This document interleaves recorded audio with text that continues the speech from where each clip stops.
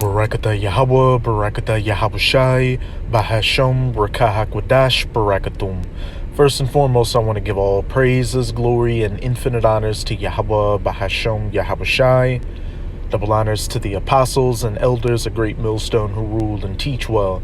And peace and salutations to you sincere Akim out there, pushing this word in truth and sincerity to the four corners of the globe. May you brothers endure until the end.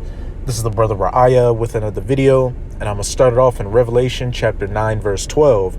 One woe or destruction is past, referring to World War I, and behold, there come two woes more hereafter. World War II, which is also past, and that third woe, World War III, which is quickly coming to pass, and it will go nuclear. World War III is biblical as well as nuclear destruction. This is 2 Peter chapter 3. I'm going to start at verse 10. But the day of the Lord will come as a thief in the night, in the which the heavens shall pass away with a great noise, and the elements shall melt with fervent heat. The earth also and the works that are therein shall be burned up. And what's going to melt the elements with fervent heat and burn up the works in the earth? Nuclear missiles being shot from one end of the earth unto the other. This is Zechariah 14 verse 12. And this shall be the plague wherewith Yahweh will smite all the people that have fought against Jerusalem. And Jerusalem is a people before it's a place. So this is talking about all the heathen nations that came against the nation of Israel. The nation of Israel consisting of you so-called Negroes, Latinos, and Native Americans today. And the chief nation, as pursuant to Psalms chapter 83, that has come against the nation of Israel are the biblical Edomites, or these so-called white people, especially these American Edomites. And America is going to be completely wiped off the face of the earth when this nuclear destruction during World War III takes place. It's going to get hit with 200 million nuclear missiles, which is going to turn it into the biblical lake of fire from sea to shining sea, and then desolate, uninhabitable wasteland. But again, and this shall be the plague wherewith Yahweh will smite all the people that have fought against Jerusalem. Their flesh shall consume away while they stand upon their feet, and their eyes shall consume away in their holes, and their tongue shall consume away in their mouth. And what's going to cause their flesh and their eyes and their tongues to consume away off their bodies while they stand upon their feet? Them getting hit by that nuclear fire and burnt to a crisp. Just think about that scene from Terminator 2 where Sarah Connor had that dream of the nuclear destruction. She was standing up, literally standing up, grabbing on that chain link fence while the nuclear fire ripped her skin, her flesh. It consumed it off her bones. And I opened up the video with these verses to preface a couple of articles just to show that, hey, biblical prophecy is coming to pass right on time. We're living in the times of the third woe, the times of this nuclear destruction to come. And the first article I'll be going to is on thehill.com, and the title reads, Pentagon Chief, Russia modernizing and expanding its nuclear arsenal. Because the two main players of World War III is going to be the United States of America and Russia. And Russia is going to be the nation that's going to lead these other nations in shooting their nuclear missiles onto the United States of America. The Most High is building up these Russian Edomites and getting them ready to fulfill that biblical role. And there's nothing the United States of America can do about it. It's got a date with destruction. Defense Secretary Lloyd Austin said Russia is modernizing and expanding its nuclear arsenal, and its invasion of Ukraine continues, and Russian President Vladimir Putin has made threats about using nuclear weapons in the conflict. Austin spoke on Friday at a ceremony for the new head of U.S. Strategic Command, STRATCOM, Anthony Cotton. The agency is responsible for strategic nuclear deterrence, nuclear operations, and missile defense. Cotton took over for Charles Richard, who had served in the role since 2019 and retired Friday. Austin acknowledged several challenges facing STRATCOM in the near future, including the expanding Russian nuclear arsenal and Chinese nuclear forces that are growing, modernizing, and diversifying. And as the Kremlin continues its cruel and unprovoked war of choice against Ukraine, the whole world has seen Putin engage in deeply irresponsible nuclear saber rattling. He said, real quick, let's get it. Go back here, go to Proverbs 21, verse 1. The king's heart or mind is in the hand of Yahweh. As the rivers of water, he turneth it whithersoever he will. The Most High is putting these thoughts and these different leaders around the world to build up their nuclear arsenals, because again, those nukes are going to be used. Contrary to popular belief, there is no free will. We're just puppets of the Most High fulfilling our role. So make no mistake, nuclear powers have a profound responsibility to avoid provocative behavior and to lower the risk of proliferation and to prevent escalation and nuclear war, he continued. But the king's heart is in the hand of the Most High. He moveth it whithersoever he will. And the Most High, through the prophecies, is calling for these nukes to be fired. Putin this week insisted that Russia's nuclear arsenal would only be a factor of deterrence in the war with Ukraine, but he has repeatedly made threats throughout the 9-month war that have concerned U.S. and other officials worldwide. Let's see.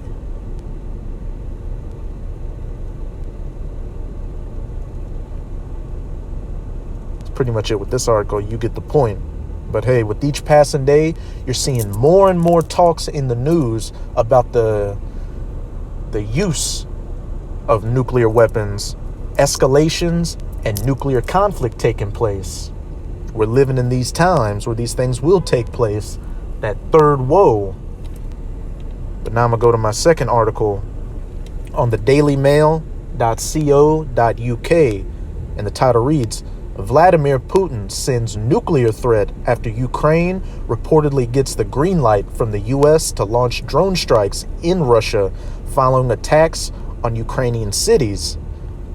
Time and again, you just keep hearing these leaders of the country of Russia talking about their nuclear forces and expanding them and the probability of them using it.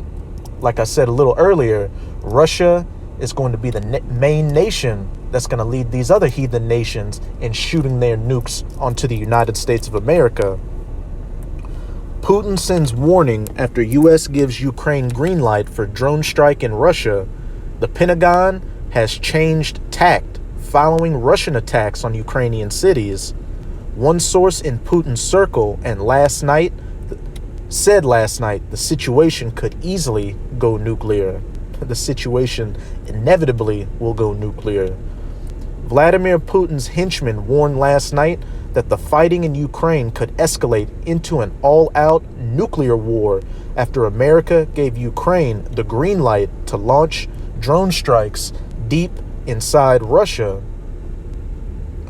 Russian officials were responding to reports that the Pentagon had told Ukrainian President Vladimir Zelensky that he can launch the attacks within Russia, which the U.S. previously advised against, fearing an all-out war between Russia and NATO. One source in Putin's circle said last night, this is playing with fire, risking full-scale war, which could easily go nuclear. Another said, who will now give Moscow the green light for strikes against Ukraine decision-making centers? The Pentagon has apparently changed tact following an escalation of Russian attacks on Ukrainian cities, especially with Iranian-supplied Shahed-136 kamikaze drones.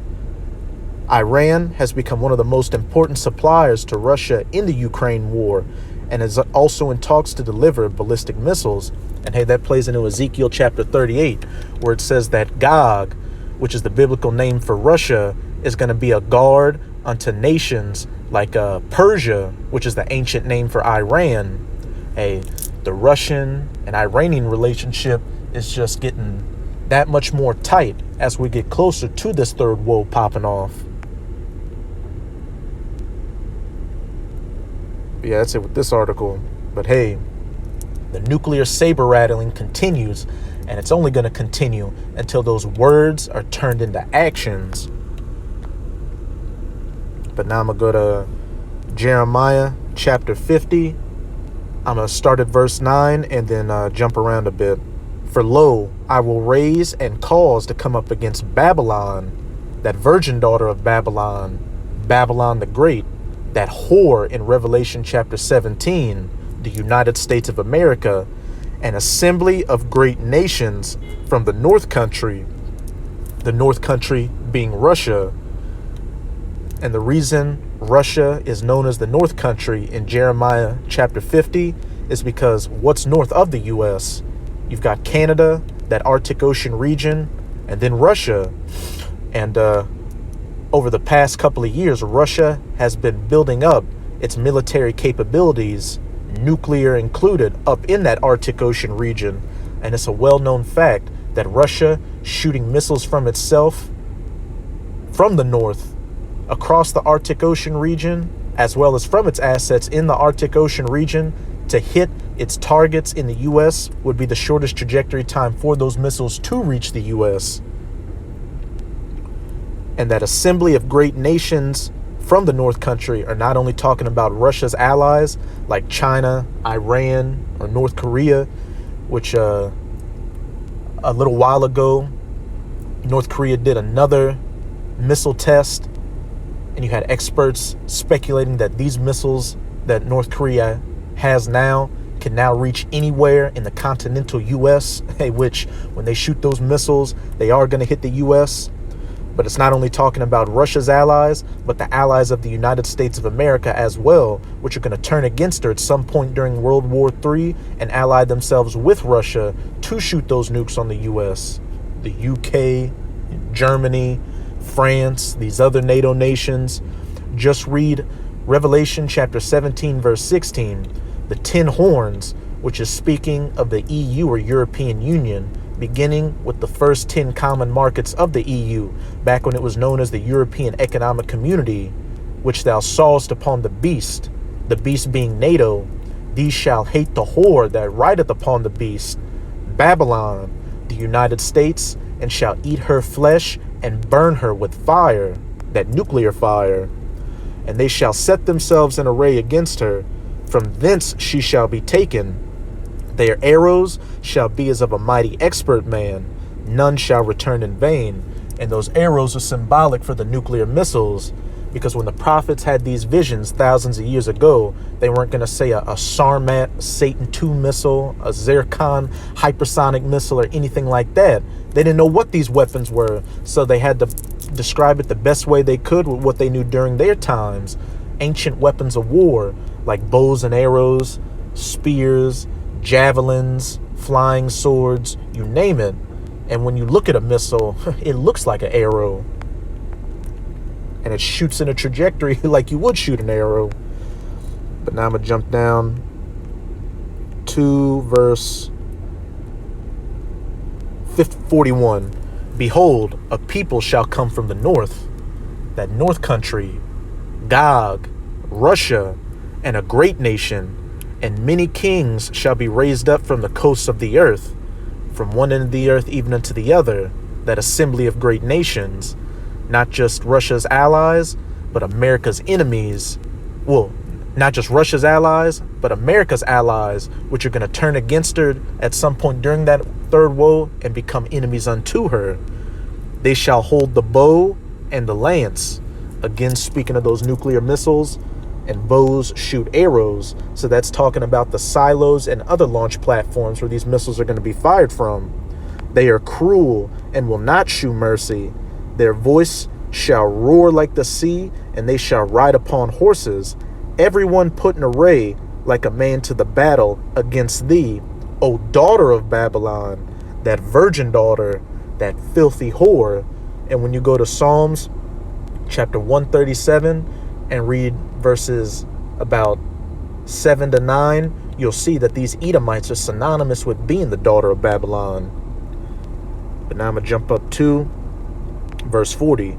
As the Most High overthrew Sodom and Gomorrah and the neighbor cities thereof, and the Most High overthrew ancient Sodom and Gomorrah with fire and brimstone from the sky, and he's going to overthrow this modern day Sodom and Gomorrah with modern fire and brimstone, those nuclear tipped ICBMs.